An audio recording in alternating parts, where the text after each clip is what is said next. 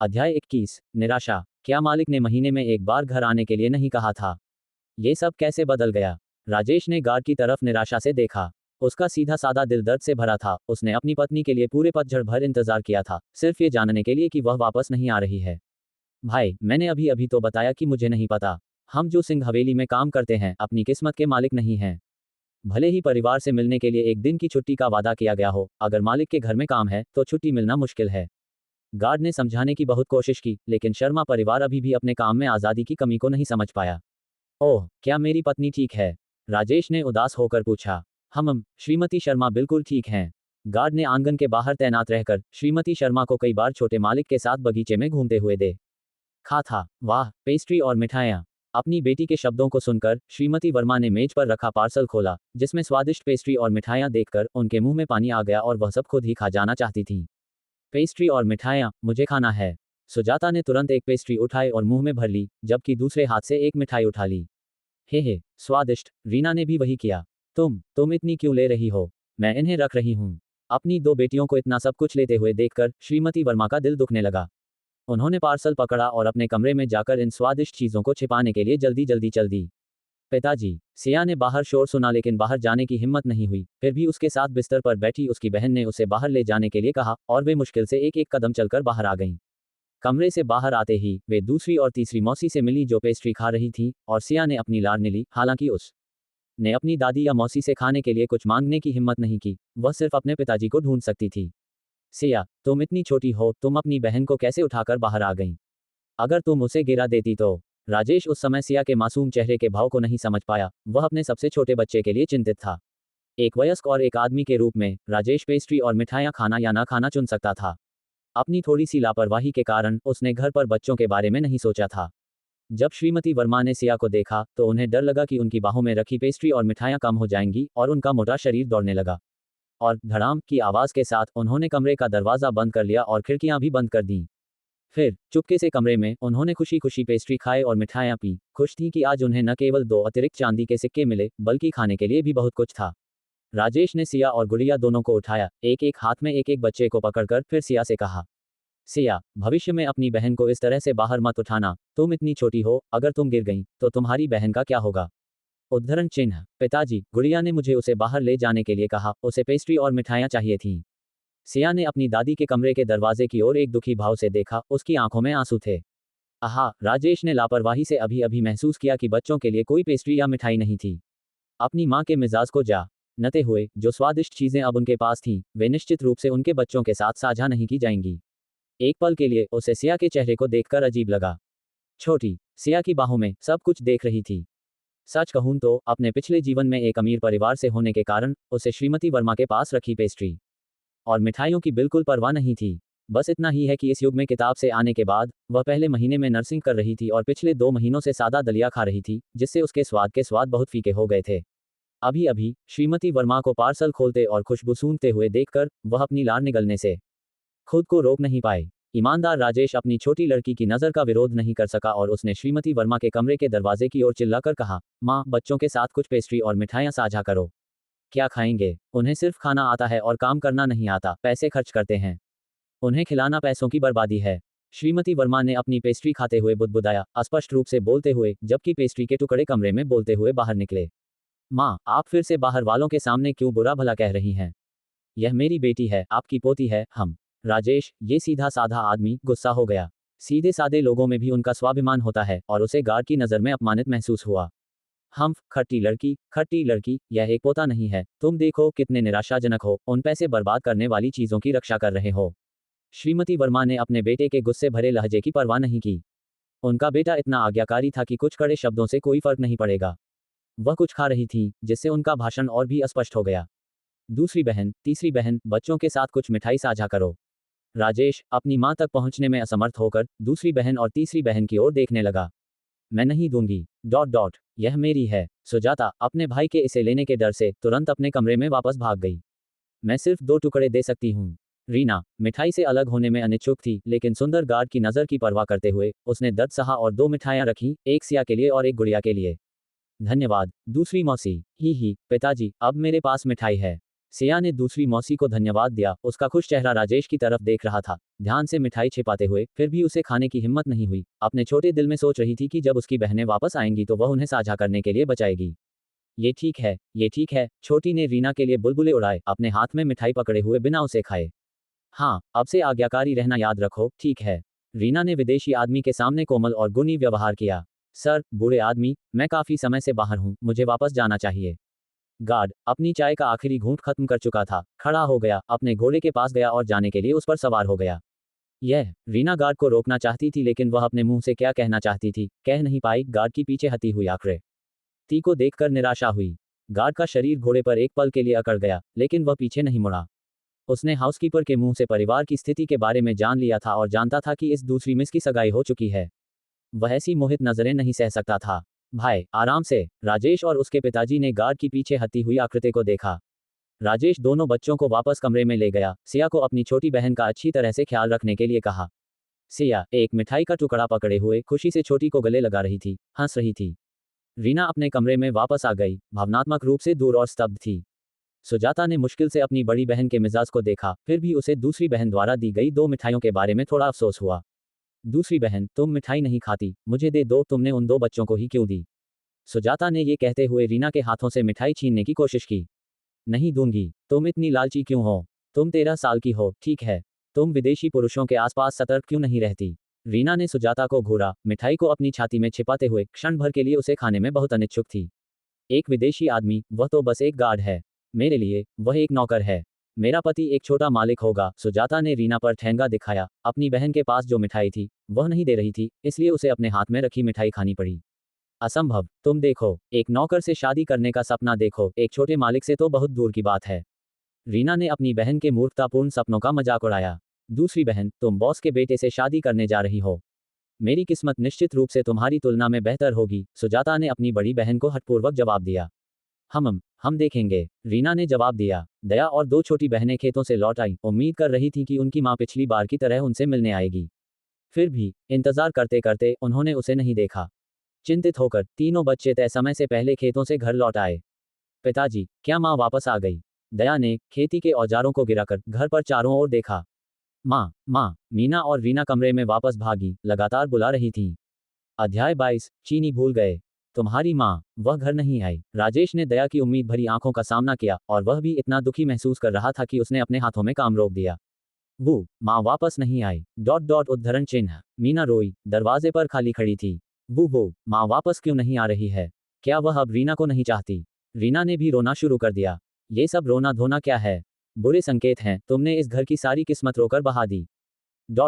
श्रीमती शर्मा बाहर काम करने गईं, बाहर की दुनिया का स्वाद चखा, और घर के कामों में मदद करने के लिए वापस नहीं आना चाहती। श्रीमती वर्मा की डांट की आवाज कमरे के अंदर से आई। श्रीमती वर्मा की डांट ने बच्चों के रोने को थोड़ा कम कर दिया, जो अभी अभी अपनी मां के वापस नहीं आने की खबर से मिले थे, लेकिन उनका रोना लगातार जारी रहा। बच्चे अपनी मां को याद कर रहे थे, और 1 महीने के इंतजार के बाद उन्हें खबर मिली कि वह वापस नहीं आ रही है, जिससे उनके आंसू भरे दुख का कारण बना। माँ, आप बच्चों को फिर से क्यों डांट रही हैं? आपको मेरी पत्नी के बारे में इस तरह से बुरा भला नहीं बोलना चाहिए। राजेश भी दुखी महसूस कर रहा था। बच्चों की तरह वह अपनी पत्नी को बहुत याद कर रहा था और अपनी माँ को उनके सामने उसके बारे में बुरा भला कहते हुए बर्दाश्त नहीं कर सकता था। अगर तुम उन्हें रोना बंद कराओगे तो मैं उन्हें नहीं डांटूंगी। उनका रोना धोना मुझे पागल कर रहा है। श्रीमती वर्मा की समझौता करने वाली आवाज कमरे से निकली। वहाँ छोटी ने अपने हाथ से कुछ मिठाई निकाली, अपनी बड़ी बहनों को दिलासा देने की कोशिश करते हुए। उनके रोने से उसे इतना दिल का दर्द महसूस हुआ था। यह ऐसा था जैसे उसे इतनी छोटी होने के कारण अपनी माँ की और भी अधिक जरूरत थी। मिठाई, बहन, तुम्हारे पास मिठाई कैसे है? दया ने अभी भी अपने गालों और आंखों पर आंसू के साथ मिठाई को देखकर रोना बंद कर दिया। मिठाई, छोटी बहन के पास मिठाई है, ही। रीना ने मिठाई को देखकर मुस्कुराया। उसके आंसू और हंसी का संयोजन ये सुझाव देता था कि वह मिठाई को देखकर अपनी माँ के बारे में भूल गई थी। छोटी बहन, तुम्हारे पास मिठाई है, क्या माँ इसे वापस लाए? मीना ने छोटी के हाथ में रखी मिठाई को लगातार देखा, अपनी बहन के संदेह को साझा करते हुए, लेकिन अपनी छोटी बहन के हाथ से मिठाई छीनने की कोशिश नहीं की। बड़ी बहन, दूसरी बहन, तीसरी बहन, मेरे पास भी मिठाई है।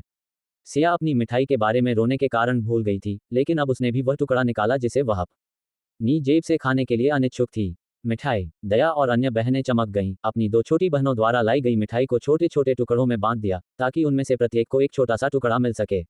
उन्होंने ये भी महसूस किया कि गुड़िया बहुत छोटी थी और उसे अधिक मिठाई मिलनी चाहिए, इसलिए उन्होंने छोटी को 2 छोटे टुकड़े सौंप दिए।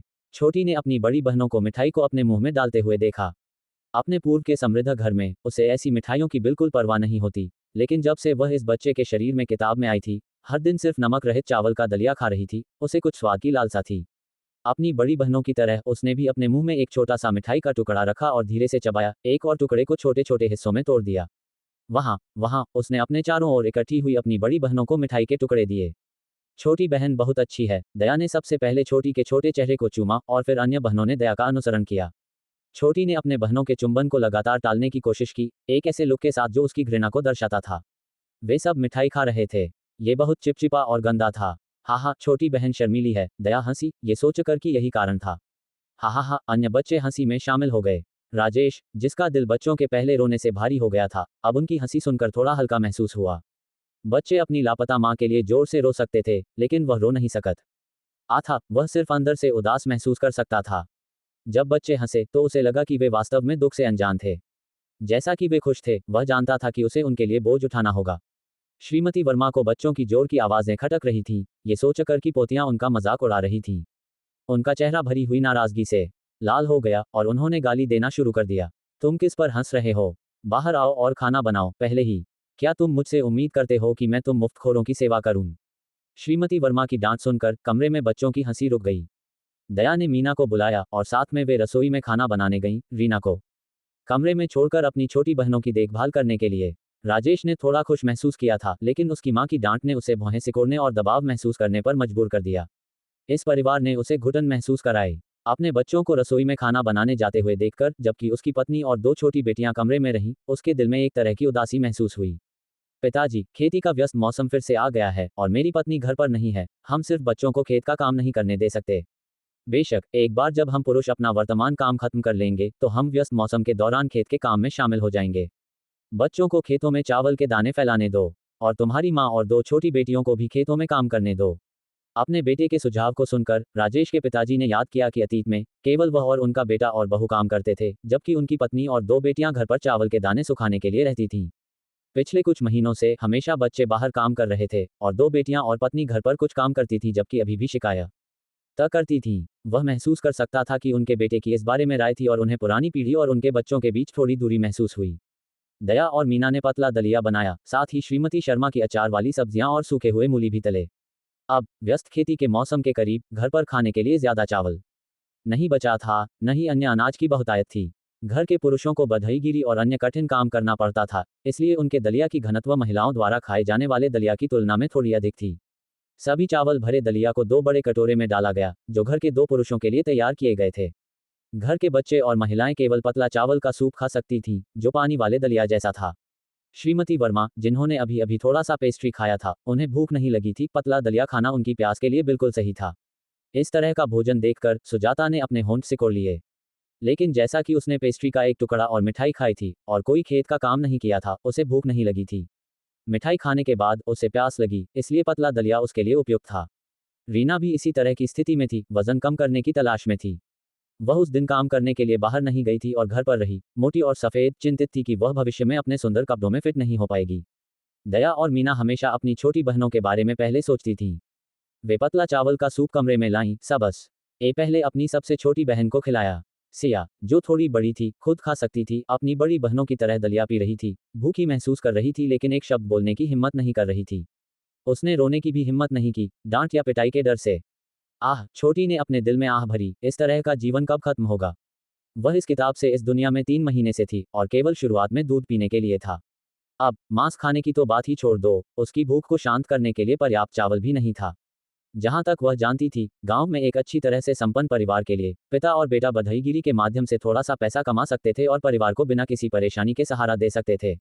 गलती उसके दादा दादी के साथ थी, जो बहुत लालची और कंजूस थे, हमेशा लेते थे और कभी देते नहीं थे, और उसके पिता के साथ, जिनका घर में कोई कहना नहीं था। यह मूर्खतापूर्ण आज्ञाकारिता, यह अपनी पत्नी और बच्चों को भूखे मरने देने और कुछ भी नहीं करने के समान थी।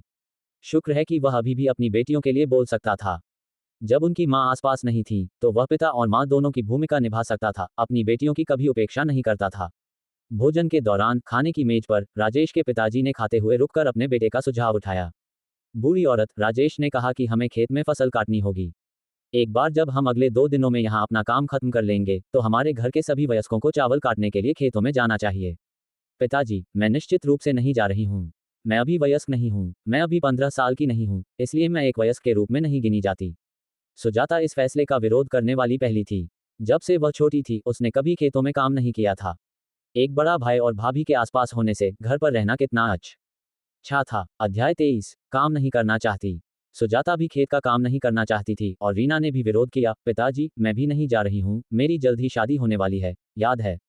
खेतों में काम करने से मैं काली हो जाऊंगी और एक भविष्य के दुकानदार की पत्नी के रूप में मुझे धूप में बाहर रहने की जरूरत नहीं होगी। बूढ़े आदमी, क्या तुम्हें लगता है कि मैं अपनी उम्र में अभी भी खेत का काम करने में सक्षम हूँ? मेरे लिए भोजन बनाना ही काफी मुश्किल है, उन मुफ्तखोरों को काम करने दो। श्रीमती वर्मा ने विरोध में शामिल होने के लिए अपना मोटा शरीर घुमाया। श्रीमती शर्मा के इन पिछले वर्षों में आसपास रहने के बाद वह कब खेतों में काम करने गई थीं? घर पर रहना बहुत अधिक आरामदायक था। विद्रोह, एक और सभी। अगर खेत में फसल नहीं काटी जाती है तो क्या तुम वास्तव में घर पर शांति से रह सकते हो? तुम क्या सोचते हो कि तुम क्या हो, एक अमीर परिवार की महिलाएं या एक जमींदार की पत्नी? राजेश के पिताजी ने अपनी 2 बेटियों और अपनी पत्नी को डांटा। एक आदमी के रूप में उन्हें पैसे कमाने के लिए हर दिन एक बढ़ई के रूप में काम करना पड़ता था। यह अपनी पत्नी और बच्चों को लाड़ प्यार करने का एक तरीका था, लेकिन इसका मतलब यह नहीं था कि वह सबसे महत्वपूर्ण चीज फसलों को नजरअंदाज कर सकते थे। हर किसान जानता है कि फसलें सबसे महत्वपूर्ण हैं। फसल काटना ही काफी मुश्किल है, लेकिन फिर कटाई के मौसम को चूकना मतलब इसे चूहों और पक्षियों के लिए छोड़ देना है ना? उन्होंने मेज पर दलिया के भोजन को फिर से देखा और कड़वे निराशा से भरी हुई गालियों की एक श्रृंखला निकाली। क्या ये पर्याप्त नहीं है कि तुम्हारे पास खेतों में काम करने के लिए तुम्हारे बेटे हैं? वे मूर्ख भी साथ चल सकते हैं। हम 3 महिलाएं चावल सुखाने का ध्यान रख सकती हैं। श्रीमती वर्मा के दिमाग में एक छोटी सी योजना थी। एक बार जब खेतों से चावल वापस लाया गया तो क्या उनकी बेटियों और बच्चों को अंततः चावल सुखाने के लिए घर वापस आने का समय नहीं मिलेगा? पिताजी, माँ सही कह रही हैं। हम घर के कामों का ध्यान रखेंगे और आप और बड़े भाई दया और दूसरों को ले जा सकते हैं। सबसे छोटे अचे को भी ले जाओ ताकि वह घर पर रोना बंद कर दे। सुजाता अपने पिता की डांट से बिल्कुल नहीं डरती थी। जब तक उसकी माँ कुछ कहती थी तब तक उसके पिता ने क्या कहा इससे कोई फर्क नहीं पड़ता था। मैं माँ और छोटी बहन से सहमत हूँ। इस खाने की मेज पर बहुमत को अल्पसंख्यक पर हावी होना चाहिए। रीना ने उस पल में खुद को अपनी माँ के साथ जोड़ लिया। क्या तुम खुद को दूसरों द्वारा नियंत्रित करने की अनुमति दे रहे हो? कुछ महीनों के शिशुओं को भी बाहर भेजा जा रहा है, फिर भी तुम्हारे पास इतनी कम उम्र में उन्हें खेतों में काम करने देने का दिल है। ऐसी अच्छी माँ, ऐसी प्यारी छोटी बहनें। राजेश, निराशाजनक मुद्दों के संचय से भरा हुआ, अपनी माँ और छोटी बहन पर गुस्से से घूर रहा था। राजेश सही कह रहा है। यह ऐसा नहीं चल सकता। हम दलिया नहीं खा सकते जब हम खेत के काम में व्यस्त हों। हमें शहर से कुछ चावल खरीदने की जरूरत है, बूढ़ी औरत, और तुम्हें ये सुनिश्चित करना होगा कि हम इस व्यस्त समय के दौरान अपने भोजन में कुछ मांस भी शामिल करें। राजेश के पिताजी को महसूस हुआ कि उन्हें नहीं पता था कि यह उम्र थी या मांस न खाने की कमी जो समस्या का कारण बन रही थी, या शायद ये सूखी चावल न खाने के कारण था, जिससे कभी कभी उनके पास काम करने के लिए पर्याप्त ऊर्जा नहीं होती थी। श्रीमती वर्मा एक कंजूस थी और पैसा खर्च करने के लिए अनिच्छुक थी, लेकिन चूंकि पैसा उनकी अपनी जेबों में गया तो उन्होंने बस अपने दांत पीस लिए और इसे सहन किया। लेकिन वह भी काम करने की ताकत रखने के लिए कुछ मांस खाना चाहते थे। राजेश पर एक बार फिर नजर डालते हुए उन्होंने महसूस किया कि उनके बेटे न अभी तक कोई पोते पोतियां पैदा नहीं किए थे। वे अपने स्वास्थ्य को बर्बाद करने का जोखिम नहीं उठा सकते थे। उन्हें अपनी ताकत बनाए रखनी थी और संभवतः एक और बड़ा स्वस्थ पोता पैदा करना था। ओह, मैं कल बाजार जाऊंगी, श्रीमती वर्मा ने कहा, खर्च के दर्द को महसूस करते हुए। चावल, तेल और मांस खरीदना, उस पर कितना पैसा खर्च होगा? माँ, जब आप बाजार जाएं तो मेरे लिए कुछ धागा भी खरीद लें, मेरे पास कुछ चीजों की कढ़ाई करनी है। रीना ने बटुए की कढ़ाई करने के बारे में सोचा। क्या कढ़ाई करनी है? खेती के व्यस्त मौसम के दौरान सभी को काम करना पड़ता है। ठीक है, मैं इस कहानी को भारतीय नामों और जगहों के साथ पॉकेट नॉवेल की तरह हिंदी में लिखता हूँ और इसमें से आपत्तिजनक सामग्री हटा देता हूँ। अध्याय 24, बुआ का आगमन। ये शोर सुनकर रमा और जया कमरे से बाहर आईं। माँ, आप कई दिनों से बच्चों की देखभाल के लिए नहीं आईं। अब हमारे खेत में कटाई का समय है। आपको बच्चों को संभालने के लिए आना ही पड़ेगा। पिताजी, भाई और दोनों बहनें मेरे साथ धान काटने में मदद करेंगे। ये बात रमा की बड़ी बहन मीना बेझिझक कह रही थी, जैसे वह पहले कहा करती थी। पहले भी उसका भाई और भाभी उसकी मदद करते थे और माँ बच्चों को संभालती थी। अभी तो घर में भी बहुत काम है और तुम्हारी भाभी भी घर पर नहीं है। हमें अपने खेत की कटाई भी तो करनी है। मीना की माँ सरला देवी पहले की तरह तुरंत तैयार नहीं हुई। इन दिनों घर का सारा काम उन्हें खुद ही करना पड़ रहा था, इसलिए वह अपनी बड़ी बेटी के यहाँ जाकर काम करने से थोड़ा हिचकिचा रही थी। माँ, आप ऐसी क्यों हो गई हैं? पहले तो आप ऐसी नहीं थी, आप पहले मेरे खेत का काम खत्म करवाती थी और फिर अपना काम करती थी। मीना को विश्वास ही नहीं हो रहा था कि उसकी अपनी माँ ने उसे मना कर दिया है। बड़ी बहन, तुमने मुझे कब से खेतों में काम करते देखा है? मेरी तो शादी होने वाली है, मैं खेतों में काम क्यों करूंगी? ये कैसी बात है? रमा अपनी बड़ी बहन से परेशान हो गई थी, जो पास में रहती थी फिर भी सिर्फ एक बेटे की वजह से हमेशा मदद की उम्मीद रखती थी। रमा की भी जल्द ही शादी होने वाली थी और उसका भी बेटा होगा। सही कह रही है रमा, मैं भी खेतों में काम नहीं करूंगी। तुम हम पर निर्भर रहना बंद कर दो, जया ने मीना पर व्यंग्य करते हुए कहा। वाह, तुम सब मेरी मदद नहीं करोगी, है ना? क्या हम रिश्तेदार नहीं हैं? मीना ने अपनी माँ और बहनों की तरफ उंगली उठाई और गुस्से से फट पड़ी। तुम ये क्या बोल रही हो?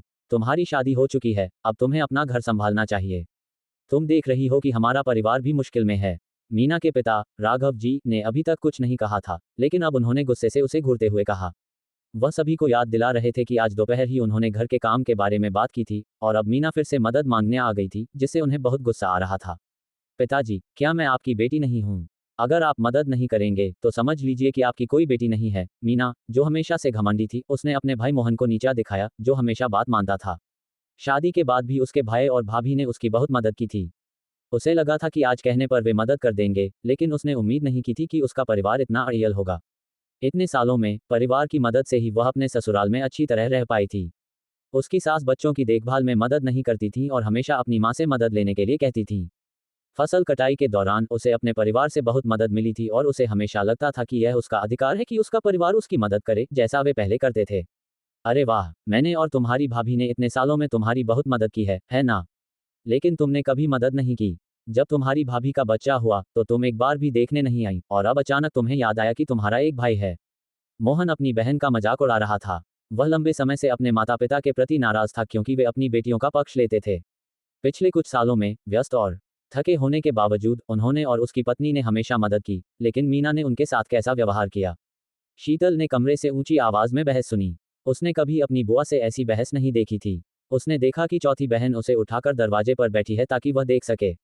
उसने देखा कि उसके पिता और दादाजी झोपड़ी के नीचे बढ़ई का काम रोककर आंगन में खड़ी उसकी बुआ को घूर रहे थे। दूसरी और तीसरी बुआ और दादी भी आंगन में खड़ी थीं। वे बड़ी बुआ के साथ नहीं थीं, जो धमकी दे रही थीं कि वह रिश्ता तोड़ देंगी। शीतल ने अपनी बुआ को देखा, जो अपनी दादी, दूसरी और तीसरी बुआ जैसी दिखती थी, गोल चेहरा, मजबूत शरीर, कद में छोटी और गोरी।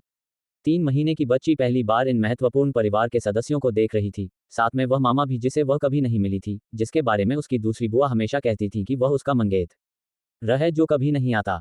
शीतल थोड़ी हैरान थी। शहर यहाँ से कितनी दूर था? उसने उस आदमी से क्यों नहीं मिला जिससे उसकी बुआ की सगाई हुई थी? क्या कुछ महीनों से सगाईशुदा जोड़ा संबंध बना रहा था? जब शीतल वह किताब पढ़ रही थी तो उसने कुछ ही पन्ने देखे थे और सोचा था कि लेखक ने बहुत ज्यादा नाटक लिखा है। वास्तविकत आ में ऐसा परिवार कहाँ होता है? उसके समय में लड़कियों को बहुत कीमती माना जाता था, है ना? लैंगिक समानता वाले समाज में लड़कियों को बहुत सम्मान दिया जाता है, खासकर जब वे अकेली संतान होती हैं। कोई भी अपनी बेटियों के साथ इतनी क्रूरता कैसे कर सकता है? उसकी एक सौतेली माँ थी और वह अपनी सौतेली माँ या बड़ी बहन के करीब नहीं थी, लेकिन उसने कभी दुख नहीं झेला। उसके पिता हमेशा उसे पैसे देते थे, नहीं तो वह इतनी आराम से कैसे रह सकती थी? स्पेस के साथ वह अमीर या संपन्न नहीं बन पाती, क्योंकि उसका स्पेस बेकार हो गया था। उसे हमेशा लगता था कि स्पेस असुरक्षित और अविश्वसनीय था। अब उत्सुकतावश उसने ऐसी किताब खोली और एक नाटकीय कहानी में प्रवेश कर गई, जहां उसे ठंड और भूख का सामना करना पड़ा। ये सब कब खत्म होगा? उसने अभी कमरे में सुना था कि उसके जैसी बच्ची को खेतों में काम करने जाना चाहिए था। जन्म से ही अपने कमरे में रही, उसे लगा कि वह बिल्कुल सड़ रही थी। बाहरी दुनिया देखना एक अच्छा विचार लगा, शायद वह अपने छोटे से स्पेस में कुछ उपयोगी बीज ढूंढ सकती थी ताकि भूखी न रहे। शीतल को लगा कि उसे एक असहाय बच्ची को अपनी रणनीति बदलनी होगी और इस दुनिया में जीवन यापन करने के बारे में सोचना होगा। अपनी बड़ी बहनों के साथ परिवार के व्यवहार को देखकर उसे अपने भविष्य की चिंता होने लगी। जब से वह थोड़ी बड़ी हुई थी, उसका स्पेस भी बढ़ गया था। जन्म के समय जो 2 वर्ग मीटर का स्पेस था, वह कुछ महीनों बाद बाथरूम जितना बड़ा हो गया और अब वह उनके छोटे घर के कमरे जितना बड़ा हो सकता था, एक बड़ा छोटा सा स्पेस। शीतल ने पेट भरने वाले कुछ बीज ढूंढने का फैसला किया, पहले थोड़ा सा लगाने का सोचा ताकि अब और भूखी न रहना पड़े। मीना की कड़वी बातों को नजरअंदाज कर दिया गया, जिससे वह उदास और हारी हुई होकर चली गई। उस रात सरला देवी बिस्तर पर बेचैन होकर करवटें बदलती रहीं, उन्हें नींद नहीं आ रही थी। उसे अपनी बड़ी बेटी को मना करने पर बेचैनी हो रही थी, उसे डर था कि उसकी बेटी सच में उनसे रिश्ते तोड़ देगी। मोहन की माँ, आप सो क्यों नहीं रही हो? अरे, क्या हमने बड़ी बेटी के साथ ठीक किया? अगर वह अब से हमसे बात नहीं करती, तो क्या मैं अपने गोलू मोलू पोते को नहीं देख पाऊंगी? सरला देवी को आमतौर पर अपनी बेटी की नहीं, बल्कि अपने पोते की ज्यादा चिंता थी। मोहन की माँ, तुम्हें अपने बेटे के प्रति ज्यादा दयालु होना चाहिए। चाहे कुछ भी हो, वह तुम्हारा बेटा है। हमें उम्मीद है कि वे हमें पोता देंगे ताकि वंश चलता रहे। एक बेटी के पोते पोतियां तो आखिर पोते पोतियां ही होते हैं। मोहन के पिता की बातों ने सरला देवी को शांत कर दिया, लेकिन उन लोगों के साथ संबंध सुधारना जो पैसे खर्च करते थे, सवाल से बाहर था। अगर वे अपने बेटे को खिलाने के लिए कुछ मांस खरीद सकते थे और उसे जल्दी पोता पाने में मदद कर सकते थे तो यह ज्यादा व्यवहारिक होता। कमरे में रमा और जया, इन दो बहनों ने एक ही कमरा साझा किया लेकिन एक बिस्तर नहीं। उन्होंने अपनी बड़ी बहन के बारे में बात की, दोनों को लगा कि वह बहुत ही अव्यावहारिक थी। दिया, छोटी और मंजू को नहीं पता था कि बड़ी बुआ आई थी। चौथी ने बड़ी बुआ को केवल 1 या 2 बार देखा था और इतनी छोटी बच्ची होने के कारण वह साफ साफ नहीं बता पाए, बस इतना ही बताया कि कोई बुआ आई थी और परिवार के काम में मदद कर रही थी। दिया और तीनों छोटी बहनें अपने शांत पिता को देख रही थी क्योंकि वे अपने दर्द भरे हाथों की मालिश कर रही थी, ज्यादा कुछ कहने की हिम्मत नहीं कर रही थी। अगले दिन सरला देवी गांव की बैलगाड़ी पर बैठकर बाजार गईं। उन्हें उस बैलगाड़ी में आए हुए कुछ समय हो गया था और दूसरी महिलाएं जो बाजार जा रही थीं, वे उनके बारे में गपशप करने लगीं। अध्याय 25। एक विचार आया। सरला देवी, बाजार जा रही हैं। आपकी बहू तो शहर चली गई है और आपको अभी भी इतना खाली समय मिलता है। 40 या 50 की उम्र की एक दलाल ने सरला देवी से गपशप की। सरला देवी, आपकी बहू सच में बहुत गुणी है, वह अकेले ही इतना काम करती है। अब वह आपके परिवार के लिए बाहर काम करके पैसे भी कमा रही है। आपको एक अच्छी बहू मिली है। एक और सास ने ईर्ष्या से गपशप की। ये दुख की बात है कि वह एक बेटा पैदा नहीं कर पाई, कुछ ऐसा जिसकी हमारे परिवार को बहुत लालसा है। सरला देवी को गांव की महिलाओं की ईर्ष्या भरी नजर और उनकी गपशप पर गर्व महसूस हुआ, और क्यों न हो। ये वाकई गर्व की बात थी कि उनके बेटे ने एक मेहनती बहू से शादी की थी, सिवाय एक कमी के उसने अभी तक एक गोलमोल पोते को जन्म नहीं दिया था। आज वह खासकर तैयार होकर आई थी। उन्होंने वह चांदी की अंगूठी पहनी थी जिसे वह आमतौर पर पहनने की हिम्मत नहीं करती थी, एक चांदी का कंगन जो उन्होंने अपनी बहू के दहेज से चुराया था, और यहाँ तक कि एक चांदी की बालों में लगाने वाली पिन और चांदी की बालियां भी पहनी थी। ये सब उन्होंने शहर जाते समय लूटे जाने के डर के बिना पहना था। सरला देवी, आपकी बहू एक दाई का काम कर रही है, वह आपको एक बड़ा गोलू मोलू बेटा कब दे पाएगी। उद्धरण चिन्ह। एक गांव की महिला जो बाजार जा रही थी, उसने युवा पत्नी से बिना शर्म के कहा, ओह, तुम एक युवा पत्नी हो। मैं देख रही हूं कि तुम्हारा पेट थोड़ा बाहर निकला हुआ है, कहीं तुम गर्भवती तो नहीं हो। दूसरी महिलाएं युवा पत्नी की बात सुनकर हंसने लगीं। बैलगाड़ी बहुत आम नहीं थी। जो लोग थोड़ा पैसा खर्च करने को तैयार थे, उन्हें भी शहर तक पैदल चलने के बजाय बैलगाड़ी में बैठना ज्यादा आरामदायक लगता था।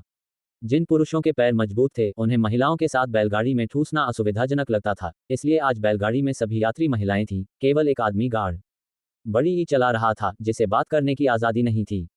युवा पत्नी ने शर्माते हुए सिर हिलाया और कहा, मैं बस शहर जा रही थी ताकि बच्चे के लिए कपड़े और जूते तैयार कर सकूं। अभी तो बस 3 महीने हुए हैं, इसलिए मैं दूसरों से बात कर सकती हूं। दूसरी महिलाओं ने सिर हिलाया, यह मानते हुए कि युवा पत्नी जो कह रही थी वह सही था। सरला देवी की त्रिकोणीय आंखें युवा पत्नी के पेट को विचारपूर्वक देख रही थीं। उनकी बहू के पहले ही 5 बच्चे हो चुके थे और वह हमेशा बेटियां नहीं दे सकती थी। कई लोगों ने देखा था कि कुछ को हमेशा बेटियां होती हैं, 7 या 8 लड़कियां, और फिर भी कोई बेटा पैदा नहीं होता। सरला देवी को चिंता थी कि शायद उनकी बहू लक्ष्मी भी ऐसी ही हो, और यह सोचते हुए कि उनकी पारिवारिक परिस्थितियों को देखते हुए वे अपने बेटे के लिए एक और पत्नी ला सकते थे। अगर लक्ष्मी एक बेटा पैदा नहीं कर सकती तो वे दूसरी पत्नी से अपने परिवार के लिए एक गोलमोल बेटा पैदा करवा सकते थे, जिससे उनके परिवार का वंश बढ़ता।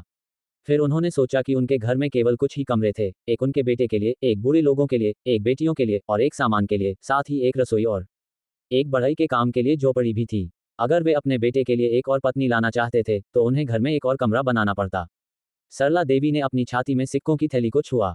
अगर उन्हें घर में एक और कमरा बनाना पड़ता तो उनके सिक्कों का ढेर काफी पतला हो जाता, और 1 या 2 महीने में जब उनकी दूसरी बेटी की शादी होनी थी तो उन्हें दहेज तैयार करना पड़ता।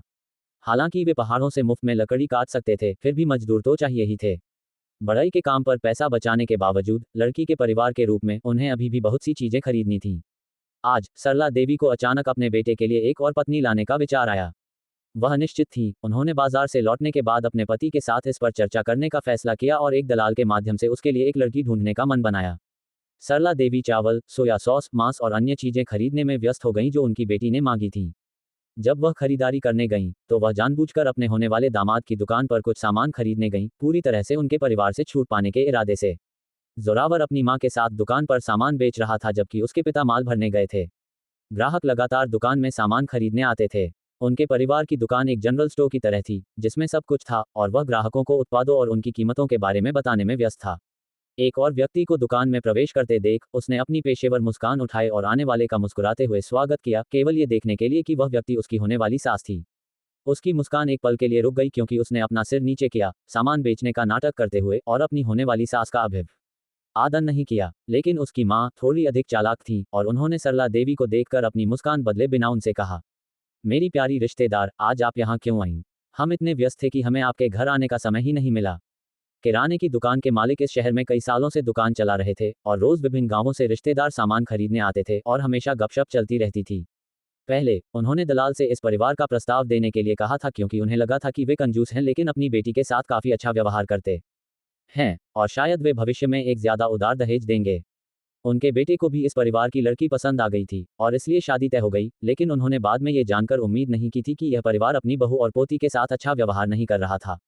उन्होंने इन सब पर आंखें बंद कर लीं, बहरे और गूंगे होने का नाटक किया जब दूसरे पक्ष ने पोती के जन्म का पूरा महीने का जश्न भी नहीं मनाया, जिससे उन्हें एक उपहार पर खर्च होने वाली राशि बच गई। दुकान की मालकिन ने सरला देवी के अपनी बहू के साथ बुरे व्यवहार को नीचा देखा, फिर भी उन्होंने इसे खुलकर व्यक्त नहीं किया। वह ये कल्पना भी नहीं कर सकती थी कि उनकी अपनी होने वाली बहू के साथ बातचीत कैसी होगी। रिश्तेदार, मैं आज खरीदारी करने आई हूँ। आखिरकार हम परिवार हैं और मैं आपके व्यवसाय का समर्थन करने आई हूँ। मुझे उम्मीद है कि आप मुझे थोड़ी ज्यादा छूट दे सकते हैं और इसे मुफ्त में देने का जिक्र मत कीजिएगा।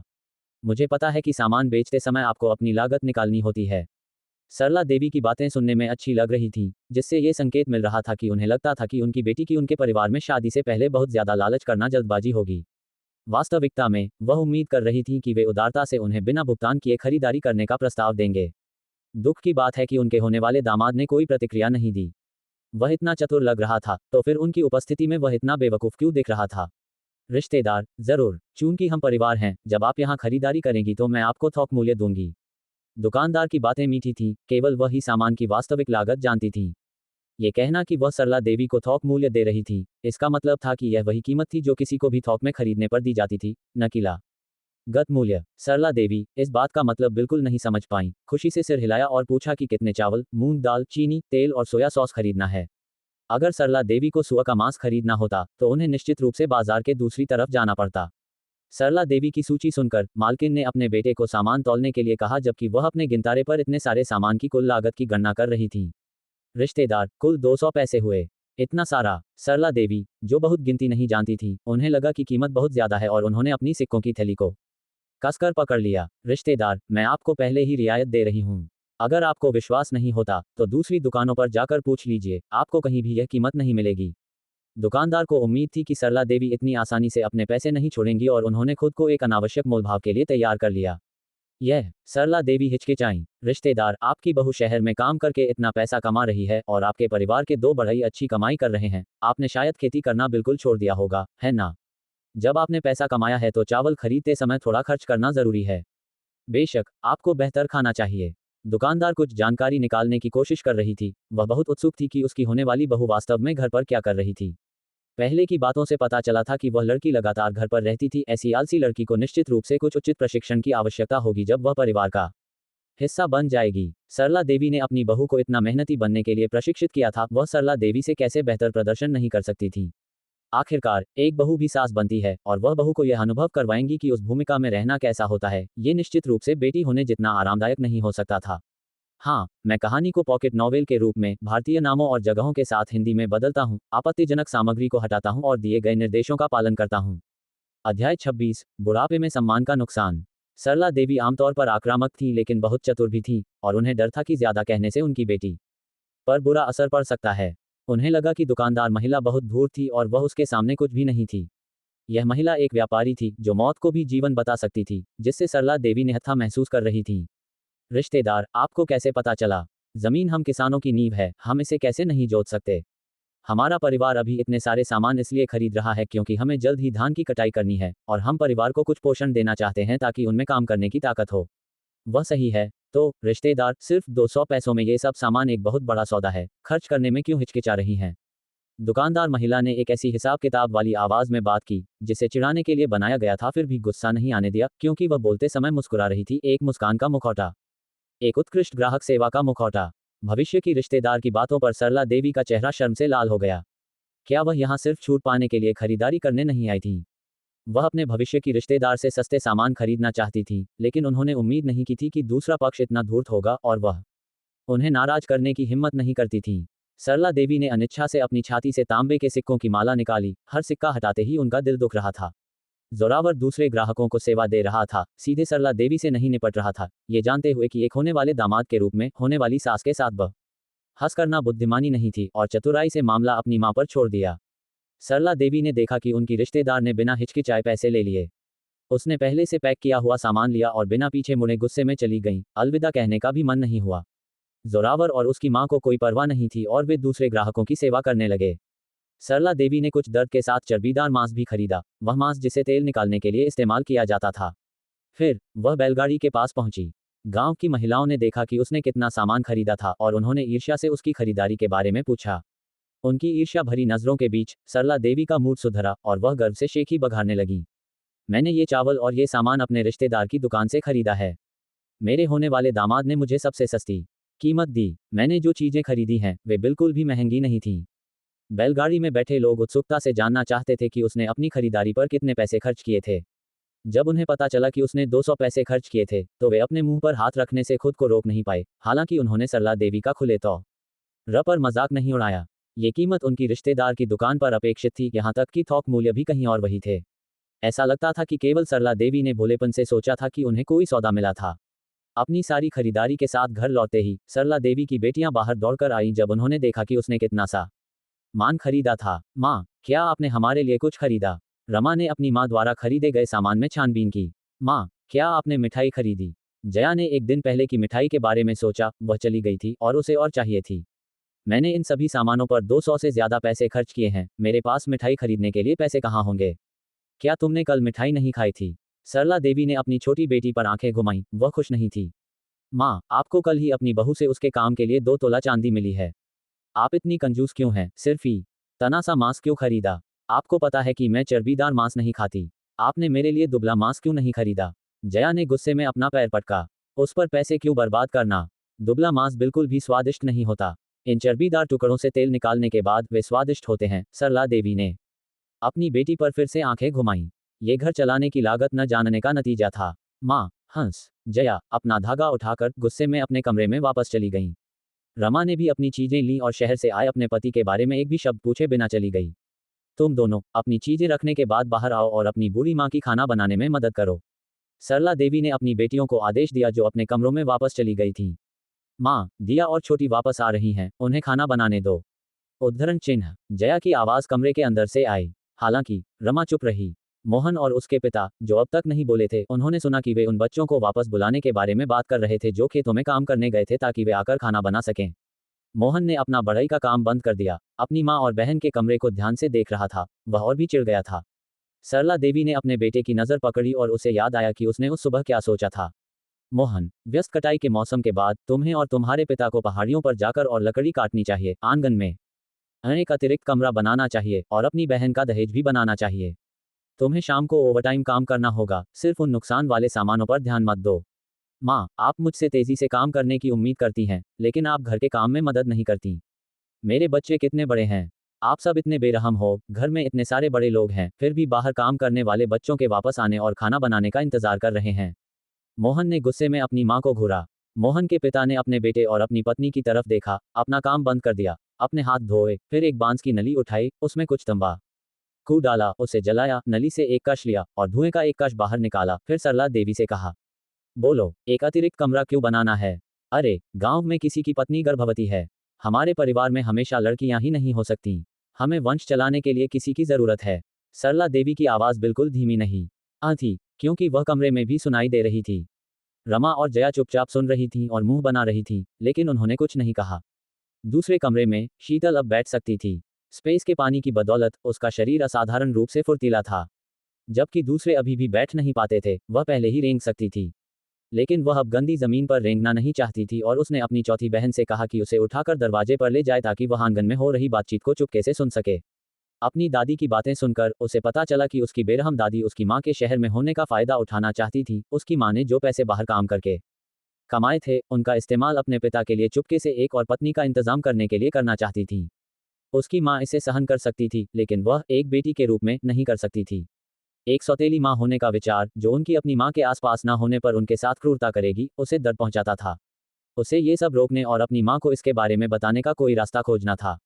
लेकिन उसकी माँ के डरपोक स्वभाव के साथ क्या वह कभी विरोध करेगी? शीतल चिंतित थी, अपनी माँ के लिए चिंतित थी और अपने संभावित दुखद भविष्य के जीवन के बारे में परेशान थी। उसने अपना कान लगाया, ये सुनने के लिए उत्सुक थी कि उसके पिता क्या कहेंगे।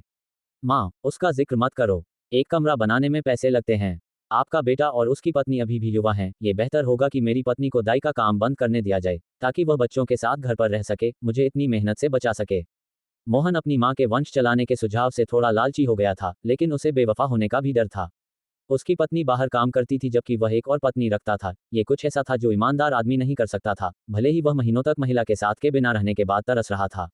बेटा, एक और पत्नी लेना इतना सस्ता है। तुम्हारी पत्नी बाहर काम करके जो पैसे कमाती है, वह एक और पत्नी रखने की तुलना में कुछ भी नहीं है जो तुम्हें बच्चे दे सकती है, सरला देवी ने अपने बेटे को समझाने की कोशिश की। माँ, आपने एक अतिरिक्त कमरा बनाने की लागत और एक और पत्नी लेने के पैसे पर विचार नहीं किया है। यह मेरी पत्नी की बाहर काम करके कमाई गई मेहनत की कमाई है।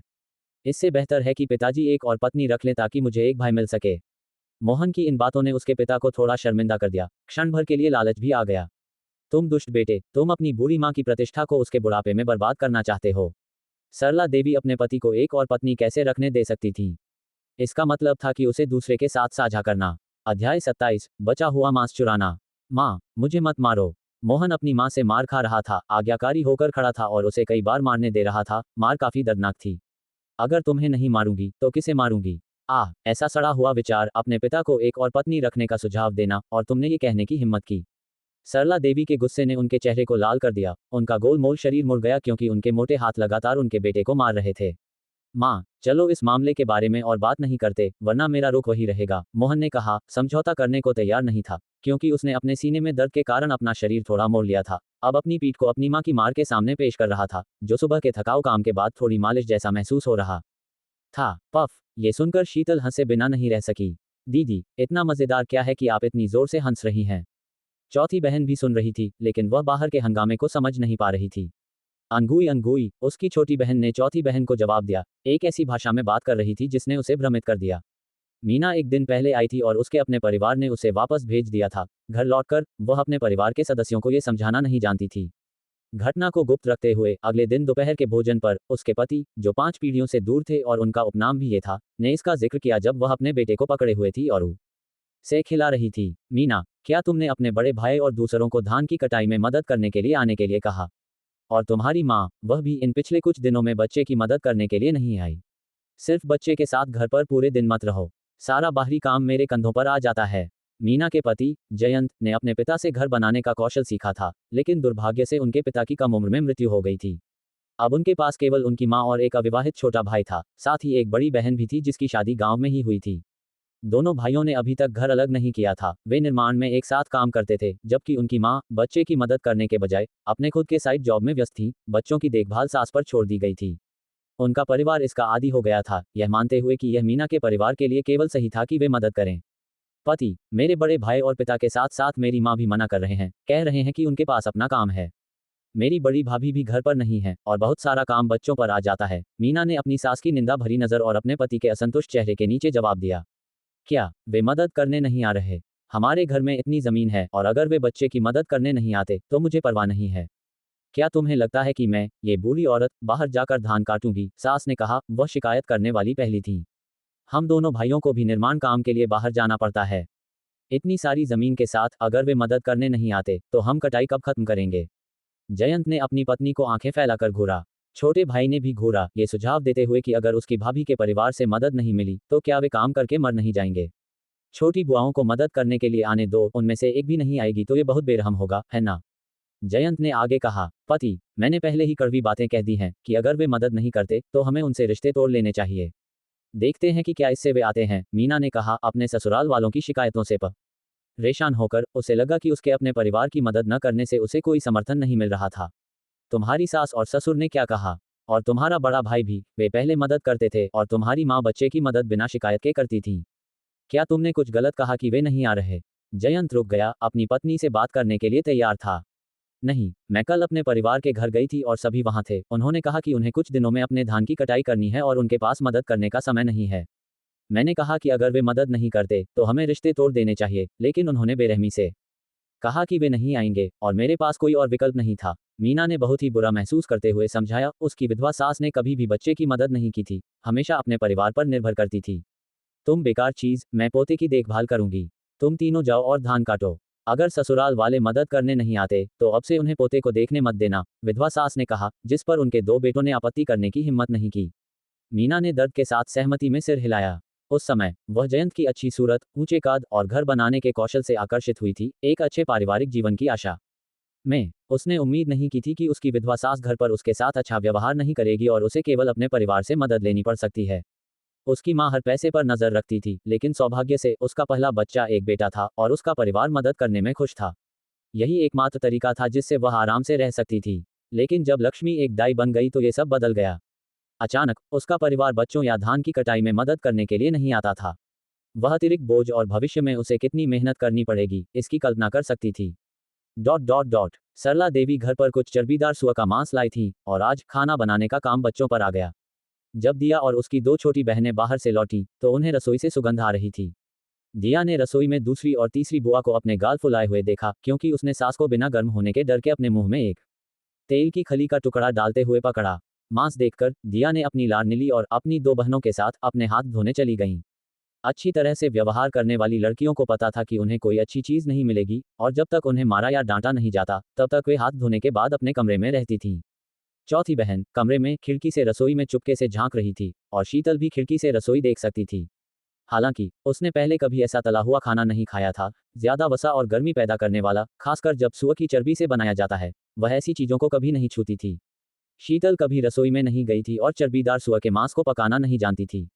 उसने कभी उम्मीद नहीं की थी कि एक दिन वह एक किताब के पात्र बन जाएगी जहां वह चर्बीदार मांस के टुकड़ों को खजाने के रूप में देखेगी। उसे अपनी चार बड़ी बहनों के लिए थोड़ा दुख हुआ, जिन्होंने निश्चित रूप से ऐसा अच्छा खाना नहीं खाया था।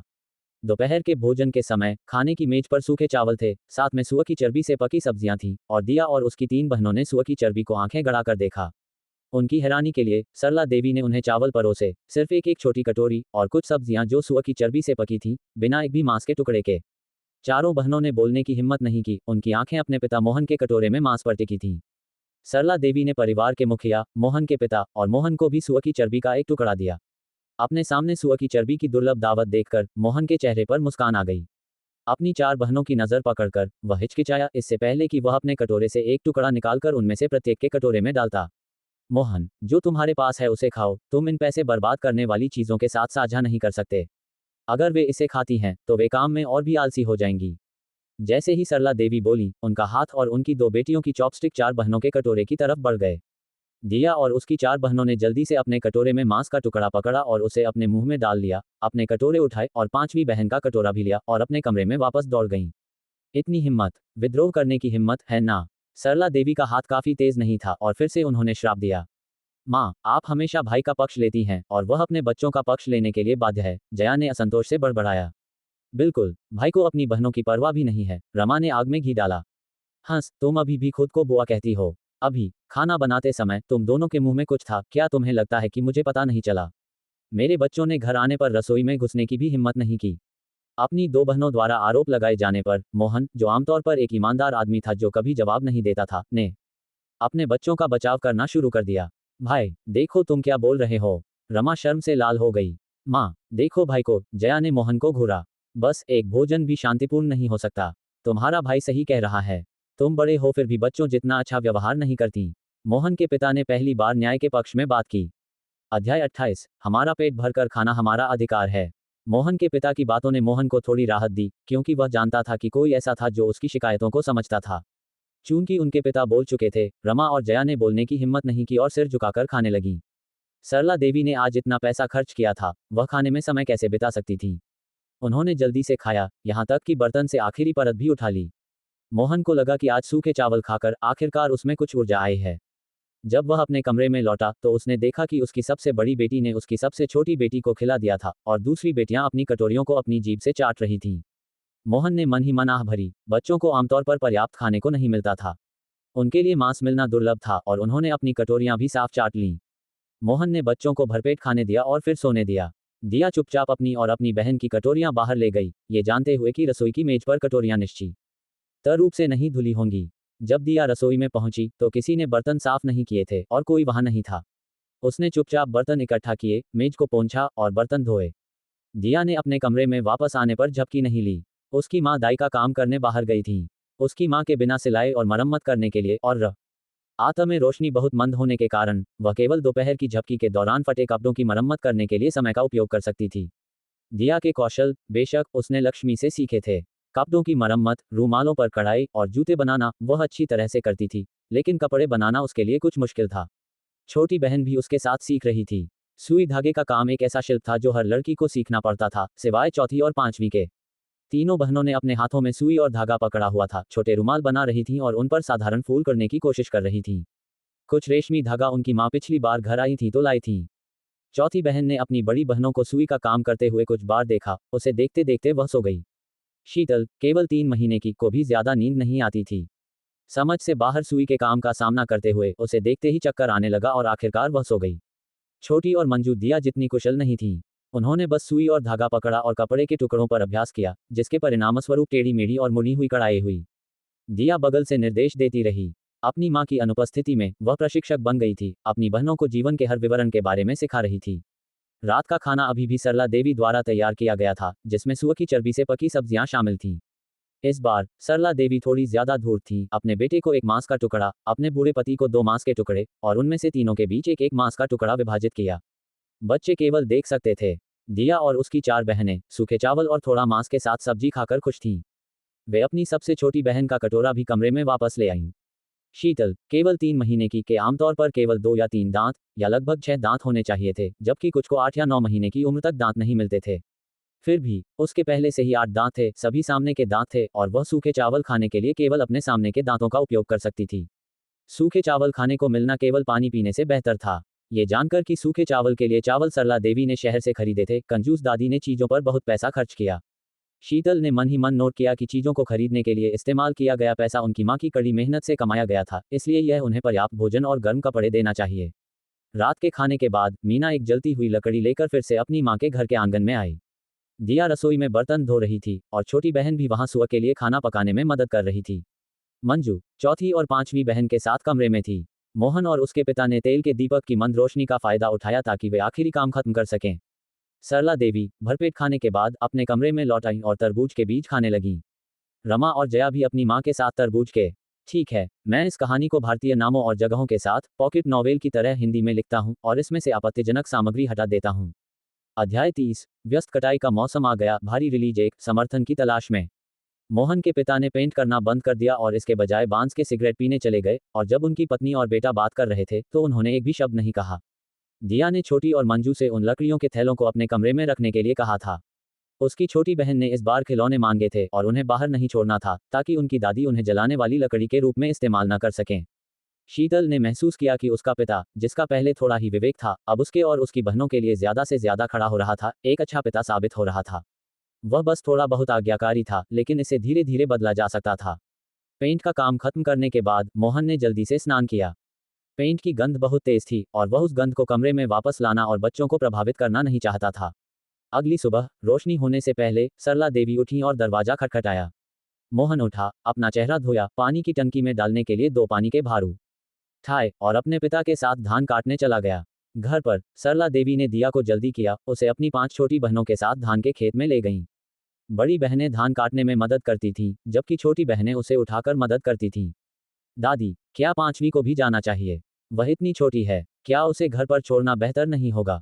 कृपया उसकी देखभाल करें, दादी, दिया ने अपनी छोटी बहन के लिए दुख महसूस करते हुए कहा, जिसे भी खेतों में ले जाया जा रहा था। पहाड़ी खेतों में कीड़े होंगे और इतना छोटा बच्चा जो चल भी नहीं सकता, क्या कर सकता था?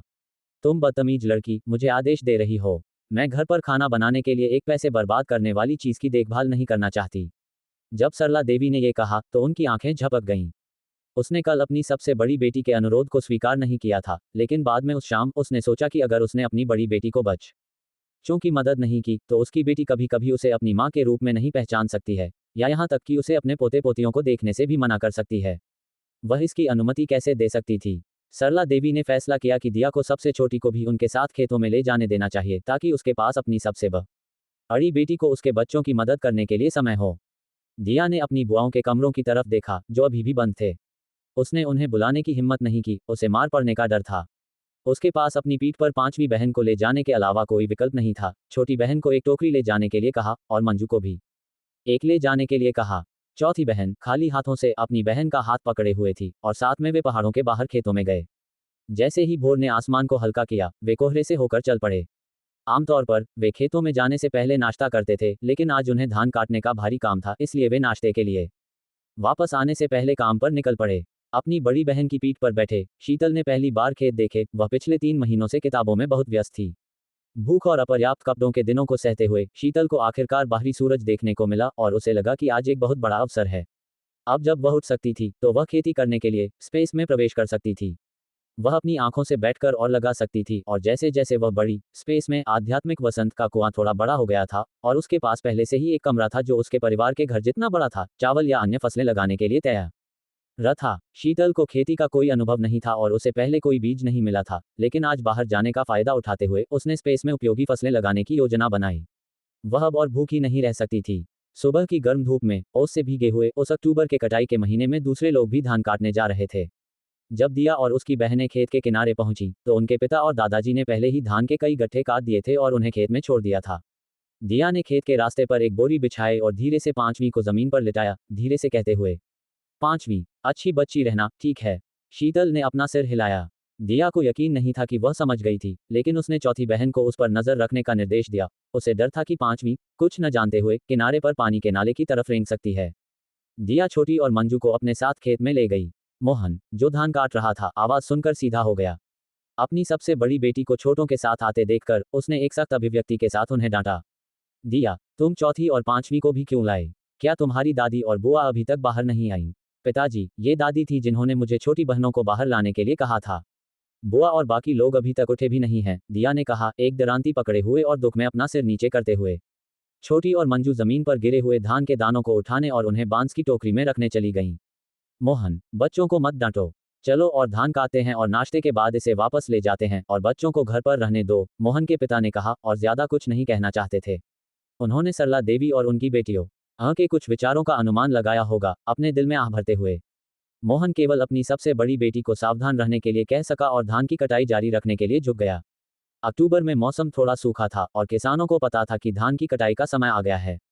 रास्तों को अब और पानी नहीं दिया जा रहा था, इसलिए कीचड़ भरे नहीं थे। वयस्क और बच्चे जो खेतों में कदम रखते थे, उनके सूती जूते केवल ओस से गीले होते थे। शीतल की नज़र अपनी बड़ी बहनों और दादाजी, पिता के काम करने के पीछे चली गई और उसने खेत के किनारे पर भी देखा जहां एक चूहे ने धान के दाने खा लिए थे, भूसी पीछे छोड़ दी थी। निष्क्रिय रूप से वहां बैठे उसने वह पुआल की टोपी पहनी थी जो उसकी बड़ी बहन ने उस पर रखी थी। वह हमेशा के लिए चींटियां गिनते हुए नहीं बैठ सकती थी। उसकी नज़र धान के खेतों से पहाड़ की तरफ चली गई। उसने देवदार के पेड़ों को देखा। अपनी तेज आंखों से उसने एक बड़े पेड़ में एक चिड़िया का घोंसला देखा। अपनी बगल में चौथी बहन को देखकर चौथी बहन लापरवाही से वयस्कों और बड़ी बहनों को धान के साथ काम करते हुए देख रही थी। शीतल, अपने हाथों में एक खुजली महसूस करते हुए पास के एक छोटे पेड़ से एक पत्ती उठाई। अचानक उसके दिमाग में एक पाठ की कती दिखाई दी। पिनबेरी, जिसे ताओजिन नियांग के नाम से भी जाना जाता है, पूरे पौधे का उपयोग दवा के रूप में किया जाता है, जिसमें रक्त परिसंचरण को बढ़ावा देने, दस्त से राहत देने और रक्तस्राव को रोकने जैसे प्रभाव होते हैं। फिर उसका दिमाग गुलाबी ताओजिन नियांग के फूलों और हर जगह फलों से ढकी पहाड़ियों की छवियों से भर गया। शीतल अपने दिमाग में अचानक शब्दों और छवियों के प्रकट होने से दंग रह गई। वह पहले ऐसे पौधे को कभी नहीं जानती थी, तो वह प्रजातियों को क्यों पहचान सकती थी? उसका दिल धड़क उठा। क्या ये गोल्डन फिंगर का एक और पहलू हो सकता है? ये पुष्टि करने के लिए कि क्या ये वास्तव में गोल्डन फिंगर थी, शीतल ने चौथी बहन को उसके लिए सड़क के किनारे कुछ जंगली फूल चुनने का निर्देश दिया। वह विभिन्न प्रकार की जंगली डेजी से मिली, जंगली ऑर्किड जैसी कुछ चीजें देखी और यहाँ तक कि हनीस्कल भी पाया। वे सभी पहाड़ के किनारे पानी के नाले के पास पनप रहे थे। बिना किसी उर्वरक के जोरदार तरीके से बढ़ रहे थे, बिल्कुल खरपतवार की तरह वे आसानी से फल फूल रहे थे।